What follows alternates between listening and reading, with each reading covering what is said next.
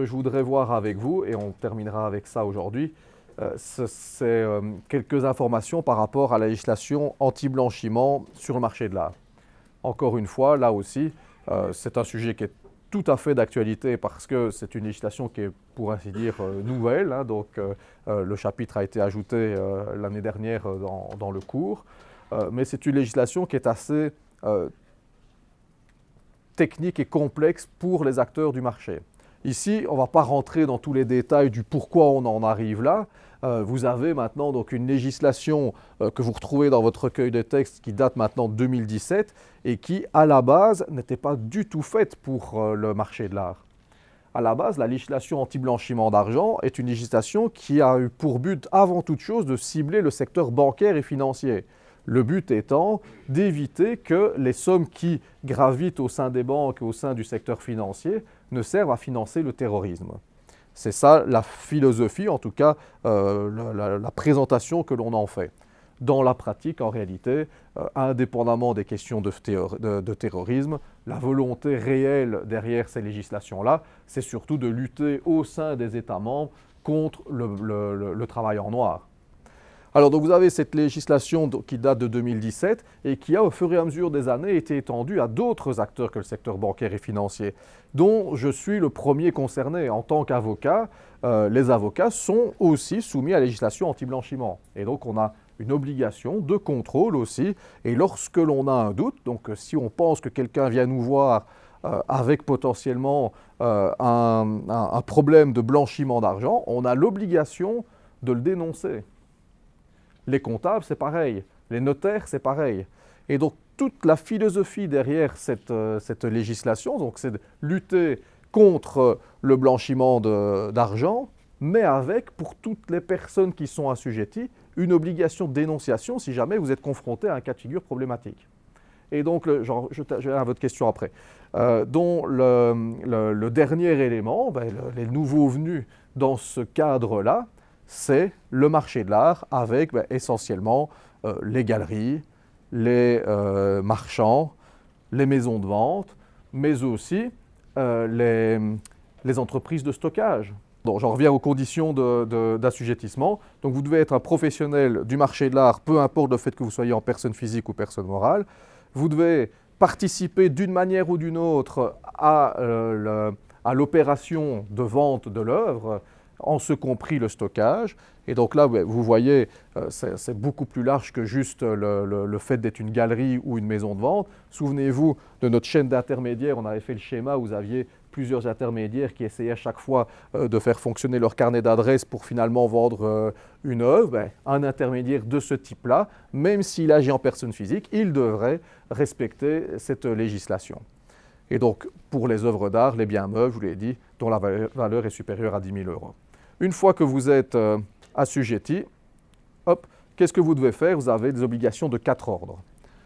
Obligation d'identification, évaluer le risque, une obligation de vigilance, je vais vous expliquer de quoi il s'agit, et ensuite une obligation qui va être, vous allez devoir être encore plus prudent lorsque vous êtes face à des personnes politiquement exposées. Je vais vous expliquer dans un instant ce que ça veut dire.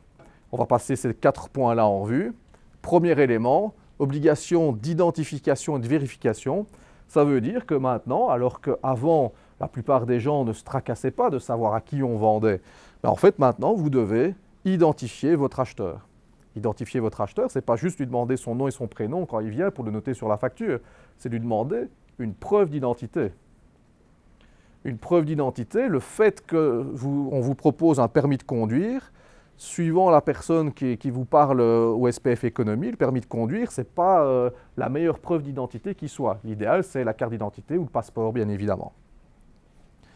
Preuve d'identité, si vous êtes face à une personne morale, bien là, vous allez devoir collecter les statuts de la personne morale, demander les statuts, et devoir vérifier si la personne que vous avez en face de vous est bien mandatée par la personne morale pour accomplir l'achat. Donc imaginons que vous avez une œuvre qui est achetée par une société, ce qui arrive assez régulièrement, Vous avez quelqu'un qui vient, vous avez à un moment quelqu'un physiquement qui va venir dans votre salle de vente ou dans votre galerie pour prendre possession de l'œuvre et l'emporter. Et donc vous devez vous assurer du lien entre cette personne-là et la personne morale qui paye la facture. Et donc pour pouvoir vous assurer du lien, vous devez regarder les statuts, voir si cette personne est administrateur, administratrice, ou voir si elle a reçu un mandat du conseil d'administration de la structure. Donc vous imaginez déjà le type de contrôle que vous devez faire.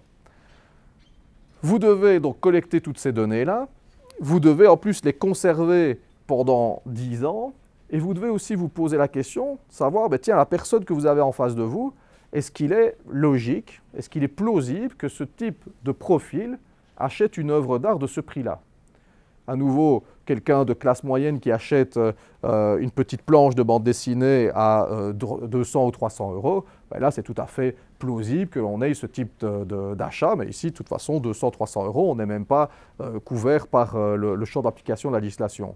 À l'inverse, quelqu'un qui a une petite pension et qui a travaillé comme salarié pendant des années, donc qui a priori n'a pas un patrimoine gigantesque et qui vient acheter une œuvre à 150 000 euros, là, ça peut être quelque chose de plus suspect.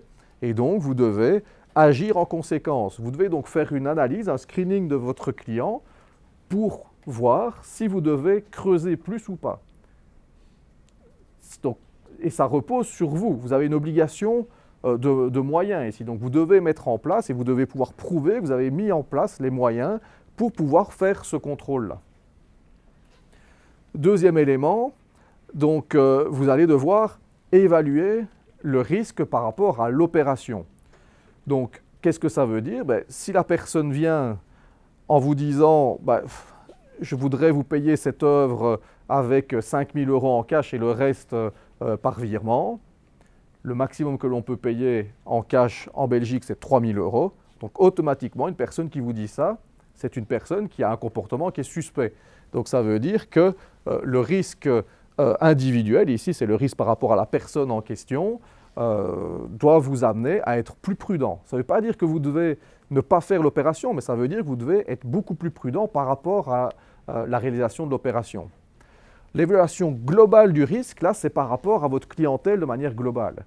Donc, la maison de vente, on va prendre l'exemple d'une maison de vente. Si elle vend forcément à une multitude d'acheteurs potentiels, avec potentiellement des personnes qui demandent régulièrement de payer en cash, cette maison de vente-là, si elle est confrontée à ce type de pratique, elle sait qu'elle doit mettre en place une politique interne plus poussée qu'une petite maison de vente qui vendrait la plupart du temps que des petites toiles à 50 euros. Et vous avez tous les segments au niveau des maisons de vente. Vous pouvez réellement, il y a des maisons de vente qui gagnent très bien leur vie, et pourtant elles ne font que vendre des croûtes à 50 euros. Peu importe. Mais donc forcément, le type de clientèle et en fonction du type d'œuvre que vous proposez va être différent et va vous amener à devoir mettre en place une procédure et un contrôle interne différents en fonction de l'ampleur des risques. Vous avez une obligation même de formation du personnel.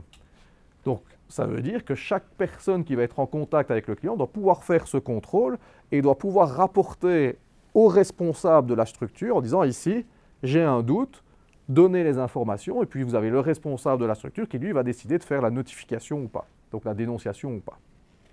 Donc on en est, c'est ça la logique qu'il faut avoir. Donc vous avez l'évaluation globale qui est donc la mise en place et l'analyse globale en fonction du type de clientèle que vous avez, et puis une analyse individuelle au cas par cas en fonction de ce que vous dit le client, en fonction de l'origine de l'œuvre aussi.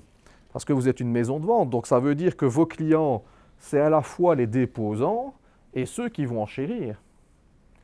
Or, si vous avez des particuliers qui viennent repenser à la dame dont je vous ai parlé tout à l'heure qui achète une œuvre qui vaut 150 000 euros mais qu'elle a achetée sur une brocante, ça c'est une histoire qui pour le coup tient relativement la route parce que une fois qu'on nous explique et qu'on creuse un petit peu et qu'on voit le contexte de l'achat, en fait on se rend compte qu'elle a eu de la chance, elle a eu du nez et tant mieux pour elle. Mais à l'inverse, si vous avez quelqu'un qui vous explique que je ne sais pas trop d'où ça vient, j'ai trouvé ça dans mon grenier, ça, c'est peut-être pas trop l'histoire la plus parlante. Et donc, à ce moment-là, dans votre évaluation individuelle du risque, vous devez creuser pour reconnaître un peu plus. À nouveau, quand on en parle au niveau même des banques, en réalité, ce qu'ils veulent, comme c'est une obligation de moyens et pas une obligation de résultat, ce qui compte, c'est finalement que l'histoire que vous racontez tienne la route, soit plausible par rapport au cadre dans lequel vous êtes et qui justifie le fait que vous proposez en vente une œuvre de ce type-là. Mais donc, dans l'analyse du risque, maintenant, on demande de plus en plus que le vendeur prouve son titre de propriété. Or, quand vous l'avez acheté en brocante, vous n'avez par essence pas de titre de propriété, ou parfois, lorsque vous dites « Ah ben tiens, j'en ai hérité », et en fait, ben oui, vous en avez hérité, c'est un fait, mais en fait, on a oublié de le mettre dans la déclaration de succession. Et donc, si vous dites ça à la maison de vente doit vous demander ben, « Montrez-moi la déclaration de succession pour bien m'assurer que vous êtes bien le propriétaire ». Et quand on lit la déclaration, si on ne fait pas référence, ne fût-ce que de manière générale, à un ensemble d'œuvres d'art, ben, du coup, on a une opération qui est suspecte, qui doit être notifiée. Vous voyez à quel point ça peut aller. Sauf que ben, là, maintenant, on sait qu'on doit faire ça depuis 2 ans, mais on en est à des dizaines et des dizaines d'années où tout le monde s'en foutait en réalité. La plupart des personnes qui achetaient des œuvres d'art il y a quelques années ne cherchaient pas à avoir de facture, même si l'œuvre était achetée de manière tout à fait valable. C'est juste on achète une œuvre d'art, on la paye et on ne garde pas la facture chez soi. Or maintenant, du point de vue du collectionneur, ici, le collectionneur a tout intérêt à garder un maximum d'informations sur l'origine de son achat et si possible son origine licite, à titre strictement personnel. Mon truc, c'est plutôt justement la bande dessinée et les planches originales. À chaque fois que j'achète une planche originale, je garde même la preuve de mon paiement par carte bancaire pour montrer que ça ne vient pas de blanchiment d'argent ou quelque chose comme ça. Et si un jour il décide de revendre une des planches, je peux montrer, ben voilà, j'ai la preuve, j'avais payé ça avec mon compte bancaire, qui est un compte bancaire belge, qui ne vient pas d'un pays hors de l'Union européenne, qui serait connu pour le blanchiment d'argent. Ça, c'est typiquement une opération qui est risquée. Si vous avez quelqu'un qui vous dit, ben, tiens, je vais vous payer à partir de mon compte à Panama, vous savez par définition que l'opération est suspecte. Et donc là, vous la notifierez directement. Probablement même que vous refuserez alors de finaliser la vente. Alors, quelles sont vos autres obligations? Une obligation donc de vigilance au niveau des opérations occasionnelles. Donc là, c'est lorsque vous avez des choses qui sont inhabituelles. Vous avez quelqu'un qui a un comportement, on va dire, inhabituel par rapport au type de client que vous avez. Et de manière générale, lorsque vous avez quelque chose, une situation qui est inhabituelle par rapport au type d'œuvre que vous recevez. Donc on en revient à notre maison de vente, une petite maison de vente qui a généralement que des petits dépôts, puis soudainement, on lui propose de mettre en vente un Magritte qu'il n'a jamais vendu parce que ce n'est pas le segment sur lequel cette maison de vente est active, se positionne. Ben là, c'est typiquement une hypothèse où votre obligation de vigilance va s'exercer. Et alors, le tout dernier cas de figure, dernière obligation, l'obligation accrue si vous êtes face à une personne politiquement exposée. Alors là, il faut quand même refixer un peu l'histoire. C'est amusant de recadrer tout ça. Parce que tout ceci est une législation européenne, qui a donc été votée par le Parlement européen. Le Parlement européen qui fait l'objet en ce moment même, vous le savez, d'une importante enquête ici en Belgique, du fait justement de sacs de cash qui circulaient auprès de différents parlementaires. Vous avez sans doute entendu parler de cette histoire-là. Et donc vous vous retrouvez dans une situation où vous avez une législation européenne qui a été votée par des parlementaires qui vous disent « tiens, quand on fait de la politique, on est quand même un peu plus exposé que les autres. » Entre parenthèses, on sait de quoi on parle. Et du coup, qui oblige les marchands à se dire « Attention, si cette personne-là est une personnalité politique, vous devez avoir une obligation de vigilance encore plus développée. » Pour vous dire à quel point ça va, non seulement ça doit porter sur la personne en elle-même, donc vous avez un client qui vient de... j'invente, je n'ai pas la moindre idée du nom du Premier ministre en Suède, mais vous avez quelqu'un qui est dans le gouvernement suédois, et j'ignore totalement comment il s'appelle, vous devrez pouvoir identifier que cette personne-là est une personnalité politique, et du coup faire un contrôle accru parce que c'est une personnalité politique, mais vous devez le faire aussi si c'est sa femme ou son époux qui vient, parce que ça se répercute sur l'ensemble de la famille. Or, déjà connaître le nom des personnalités politiques de tous les pays de l'Union, j'en suis personnellement totalement incapable, mais alors en plus connaître le nom des personnes, des conjoints, etc., que ces personnes peuvent avoir, c'est pour moi impossible à réaliser. Vous avez des directives, je le partagerai sur l'UV, vous avez des directives du SPF Économie qui expliquent comment est-ce que vous pouvez faire. Et en fait, ce qu'on vous recommande de faire, c'est de toujours, quand vous avez donc une opération comme ça, où vous n'êtes pas certain de ce qui est en train de se passer, si c'est un collectionneur que vous connaissez depuis des années, vous savez qu'il est établi en Belgique, qu'il vous paye toujours par virement bancaire à partir d'un compte belge, c'est une opération qui n'est pas risquée. Tout est traçable, donc du coup, il n'y a pas de risque dans cette hypothèse-là. Mais dès que vous avez un acheteur qui vient avec des considérations des sociétés étrangères, il enchérit en son nom propre et puis finalement il vous dit « Ah mais en fait c'est ma société de Panama qui va vous payer », ben là les voyants sont au rouge et à ce moment-là vous faites un petit contrôle sur Google. Vous tapez sur Google le nom de la personne et vous voyez ce qui ressort. Alors la grosse difficulté que les maisons de vente ont pour le moment, ben, c'est pour tous les noms notamment d'origine asiatique, où les consonnes, l'orthographe des noms et des prénoms peuvent vous amener une infinité de résultats. Et donc en fait, ça rend pratiquement impossible votre contrôle. Ce que la maison de vente doit faire, ou la galerie doit faire face à un acheteur qu'on n'est pas certain d'avoir identifié, c'est montrer qu'on a quand même suffisamment creusé et garder des traces du contrôle qui a été fait. Du coup, ça veut dire vérifier et garder une trace du check que vous avez fait sur Internet. Donc ça montre, c'est quand même assez lourd. Qu'est-ce qui se passe si vous ne le faites pas? Ben, vous pouvez vous retrouver dans le même sac, j'ai envie de vous dire, que la personne qui serait à l'origine d'un blanchiment d'argent. Donc ça peut être des amendes, etc., qui se retournent vers la maison de vente. Donc c'est une législation qui est, vous l'avez compris, qui est très très lourde.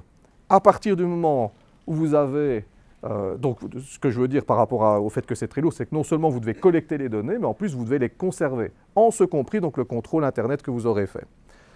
Une fois que vous avez fait ce contrôle-là et que là vous vous dites, bah non, franchement, c'est vraiment trop louche, il faut que je dénonce, là, vous devez donc faire remplir un formulaire en ligne sur le site de la CETIF. La CETIF, c'est l'office, c'est le bureau de l'administration fiscale qui contrôle les fraudes, fondamentalement, donc